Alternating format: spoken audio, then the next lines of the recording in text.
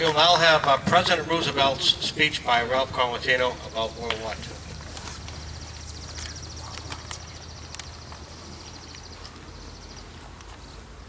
Good morning. Good morning. At 7:53 a.m.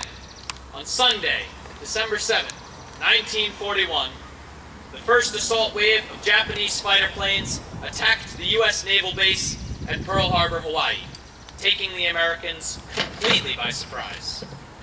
The first wave targeted airfields and battleships. The second wave targeted other ships and shipyard facilities.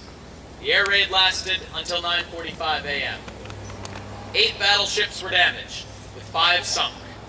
3 light cruisers, 3 destroyers, and 3 smaller vessels were lost, along with 188 aircraft. The Japanese lost 27 planes and 5 midget submarines, which attempted to penetrate the inner harbor and launch torpedoes. The 3 prime targets, the U.S. Pacific Fleet aircraft carriers Lexington, Enterprise, and Saratoga, were not in the harbor and thus escaped damage. The casualty list at Pearl Harbor included 2,335 servicemen and 68 civilians killed, along with 1,178 wounded. Over 1,000 crewmen aboard the USS Arizona battleship were killed after a 1,760-pound aerial bomb penetrated the forward magazine, causing catastrophic explosions. News of the sneak attack was broadcast to the American public via radio bulletins, with many popular Sunday afternoon entertainment programs being interrupted.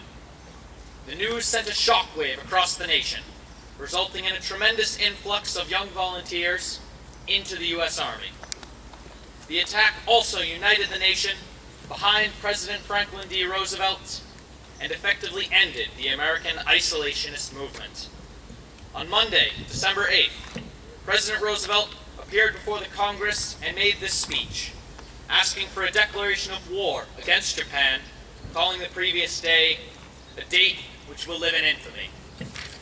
Following is that speech. Mr. Vice President, Mr. Speaker, members of the Senate and House of Representatives. Yesterday, December 7th, 1941, a date which will live in infamy, the United States of America was suddenly and deliberately attacked by naval and air forces of the Empire of Japan. The United States was at peace with that nation, and at the solicitation of Japan, was still in conversation with its government and its emperor, looking toward the maintenance of peace in the Pacific. Indeed, 1 hour after Japanese air squadrons had commenced bombing in the American island of Oahu, the Japanese ambassador to the United States, along with his colleague, delivered to our Secretary of State a formal reply to a recent American message. And while this reply stated that it seemed useless to continue the existing diplomatic negotiations, it contained no threat or hint of war or of armed attack.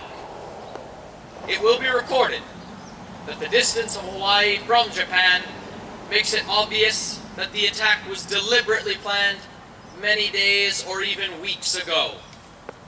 During the intervening time, the Japanese government has deliberately sought to deceive the United States by false statements and expressions of hope for continued peace. The attack yesterday on the Hawaiian Islands has caused severe damage to American naval and military forces. I regret to tell you that very many American lives have been lost. In addition, American ships have been reported torpedoed on the high seas between San Francisco and Honolulu. Yesterday, the Japanese government also launched an attack against Malaya. Last night, Japanese forces attacked Hong Kong. Last night, Japanese forces attacked Guam. Last night, Japanese forces attacked the Philippine Islands. Last night the Japanese attacked Wake Island, and this morning the Japanese attacked Midway Island. Japan has therefore undertaken a surprise offensive extending throughout the Pacific area. The facts of yesterday and today speak for themselves. The people of the United States have already formed their opinions and well understand the implications to the very life and safety of our nation. As Commander-in-Chief of the Army and Navy, I have directed that all measures be taken for our defense, that always will our whole nation remember the character of the onslaught against us. No matter how long it may take us to overcome this premeditated invasion, the American people, in their righteous might, will win through to absolute victory. I believe that I interpret the will of the Congress and of the people when I assert that we will not only defend ourselves to the uttermost, but will make certain that this form of treachery shall never again endanger us. Hostilities exist. There is no blinking at the fact that our people, our territory, and our interests are in grave danger. With confidence in our armed forces, with the unbounding determination of the people, we will gain the inevitable triumph. So help us God.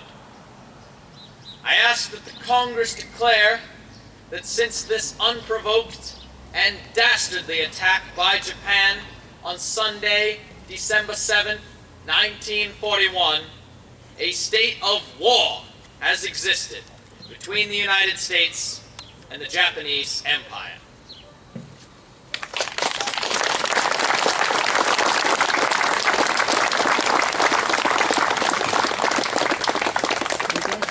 Good job, both of these young men. I think they have a long life in politics, maybe. I will now have the placing of the flowers by Mayor Scanlon and Representative Parasella.